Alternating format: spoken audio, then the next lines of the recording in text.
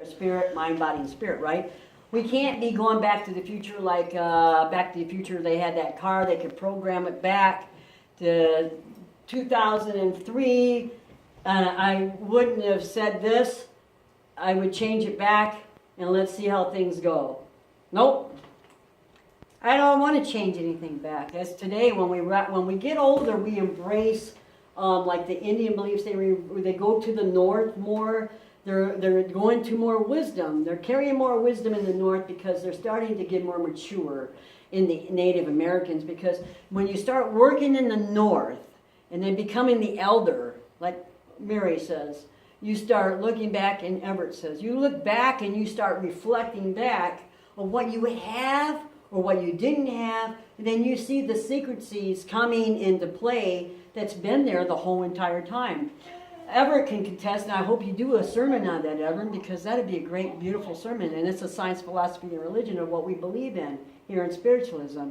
And what you have learned, you can share with these ideas, and we can sit there and think about it. You need to teach us these. Secret needs come in so many different forms. Like, for example, my daughter, it wasn't going to be, she just was going to get a new house, so she had to quit her daycare, her own business. She didn't even have anything in mind, but what it was is Ward County put my daughter up for a position to be a director of this major company. And she says, well, why not?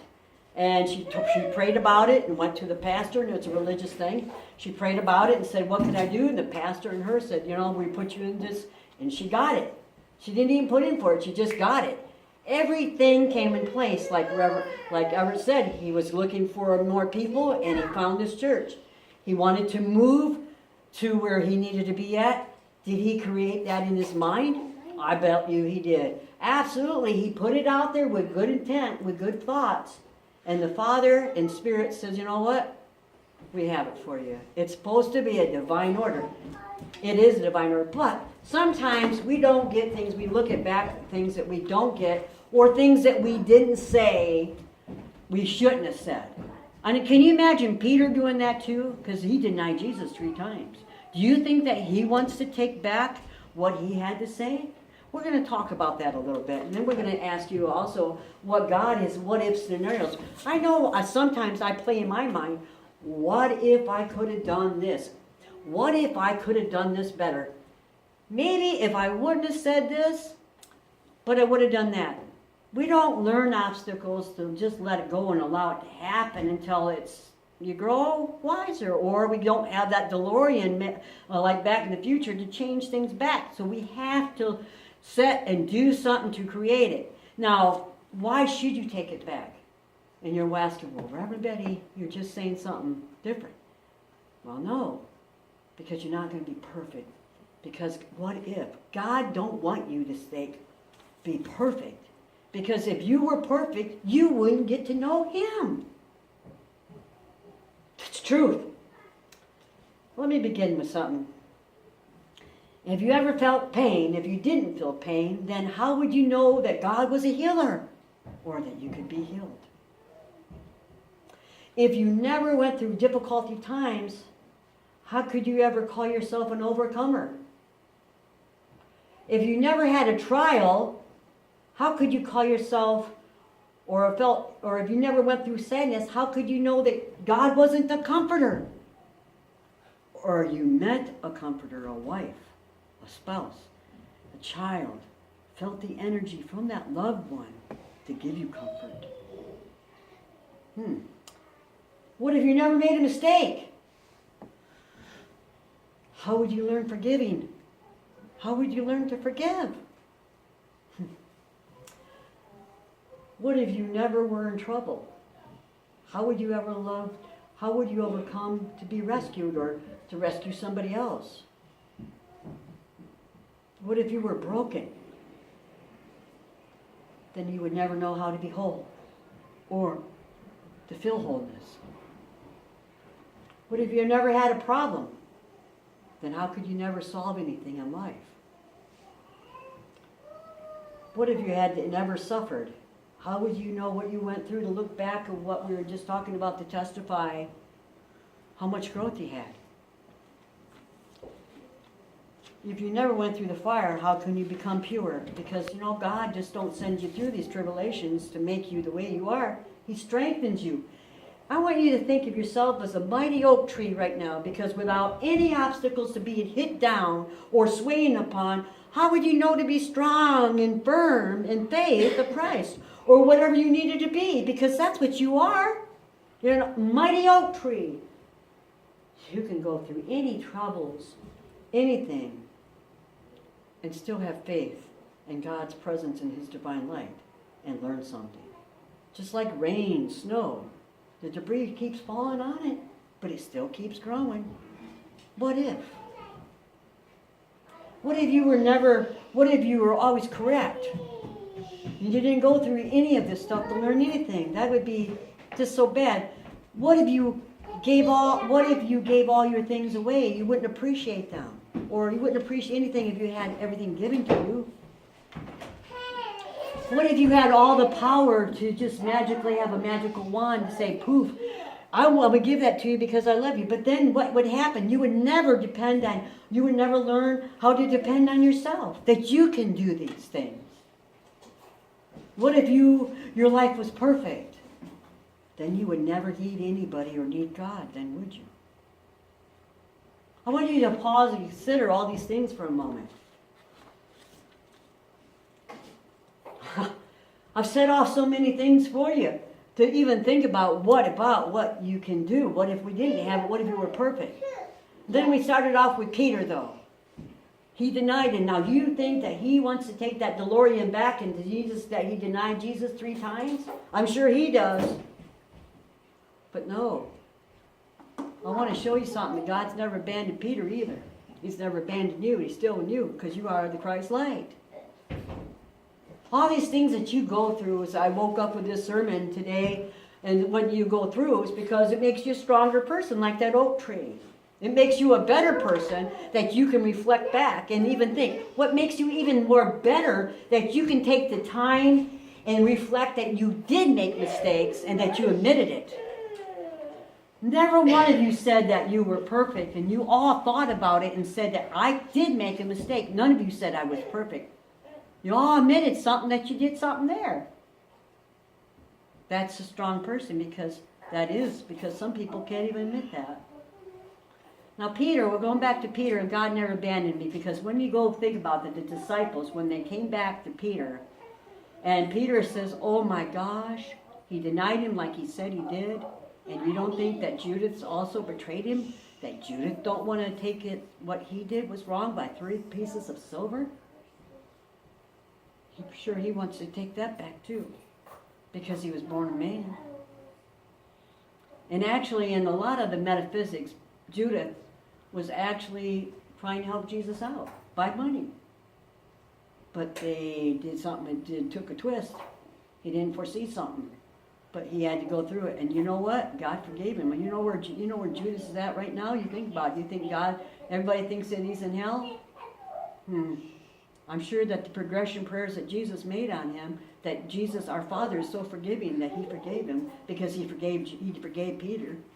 And you say, well, Reverend Betty, how do you know that for sure? Well, I can tell you right now, in the Bible, it states that when the disciples came and they opened the tomb up, he made sure that he named Peter specifically and said, tell the disciples and Peter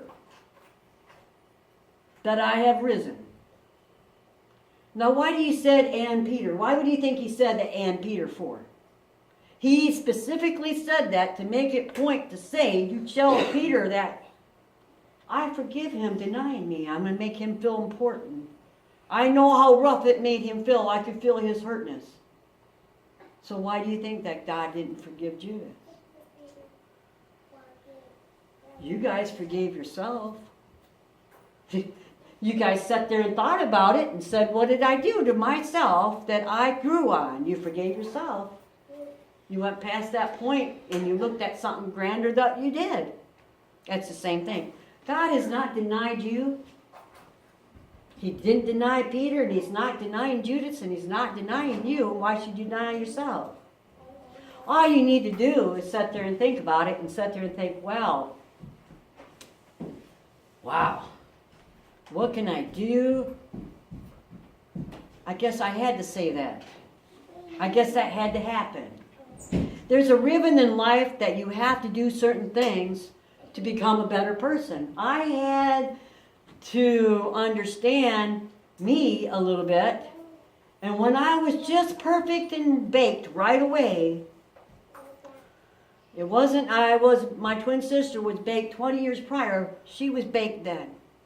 I wasn't baked then. I could have put a toothpick in me and say, I'm not done yet.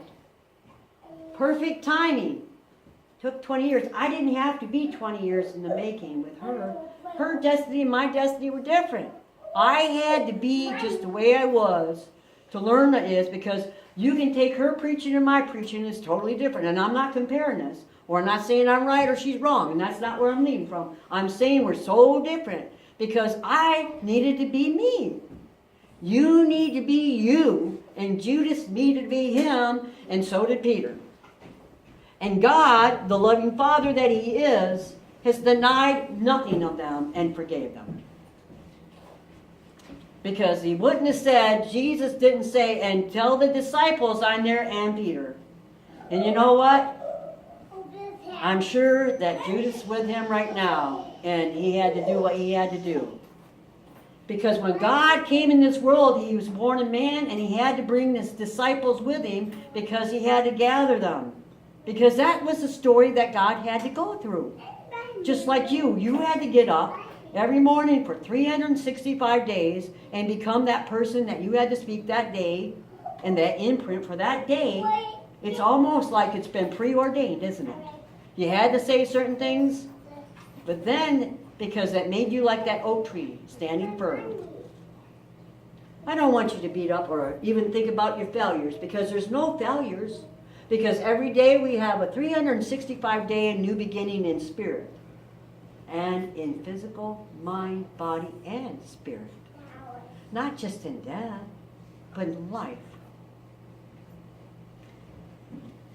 So if you never made a mistake, how could you know that you're forgiven? If you had never been in any trouble, and Lord knows the girls just found out Grandma got in trouble from Aunt Bonnie. Sometimes I wish Aunt Bonnie wouldn't have said anything to them, but what they had to learn, Grandma got in trouble because why? I was a bad girl at one time. I needed to be. I had to become me. And everything that I learned being bad, or I had to go through, made me a better person to what I am now. I wasn't the way I was 10 years ago. If you never had to go through any trials, how can you become an overachiever? If you never had any sufferings, how would you know what you had to go through to make you a strong person like that oak tree? Like Peter, he had to deny Christ. It was already preordained. God forgave him. Peter just needed to forgive himself. Peter, can you imagine how he felt? And he's just shamefully, like, and Judas, he hung himself. What happened? That's how devastating it was. But every bit of that time, the Father, God, has forgiven him and brought him closer to him. He said he forgave him. He's never abandoned him. The light within you has never abandoned you. The 7 precepts alone, the Christ light with you, the 7 candles are your body, mind, and spirit, your angels, your helpers. The Christ light is you. However you choose to build this canvas, to bring your lights to you, can reflect how you do it. And I keep saying this 7 precepts of truth because it don't have to be people, it can be emotions. It can be people, or it can be what you have to go through, experiences. And them are different candles. I want you to think a different way. There's no failure. There's no failures in life. You're not a failure. You're just our Marty, you're just Madison, and you're just Peyton. And you're just Mike. What you woke up with, and you're awesome. Don't beat yourself up. God don't. People don't. You think people do. That's why I ask you what you can change, because every year I can tell you next year we're going to be here, and I'm going to ask you, and it's going to be something totally different. And you're awesome. We wake up every morning, and what we do is we say, I shouldn't have. We think of what people think, or I shouldn't have said that, or I shouldn't have done that. I don't do that no more. They either accept me or they don't accept me, because when I start doing that other way of thinking, I fall back to that trap of that tree where my roots aren't founded in faith anymore. And like a palm tree, they can go down, or an arbor tree can fall easily. It's a tall tree, but it can, if it don't get rooted in foundation, in sand or whatever it may be, you're gonna fall down easily. But if you don't, and you keep reminding yourself, like the wreath, how many new beginnings do we have? That's what the wreath is, the beginnings and the end. There's nothing, it's all God. And Advent. And the branches are how many days that you branch out. It's like 365 days. Think about it. Well, that's my story for you today, and I hope you enjoyed it. And God bless each and every Father, Son, and Holy Spirit. Amen. Thank you, Mike.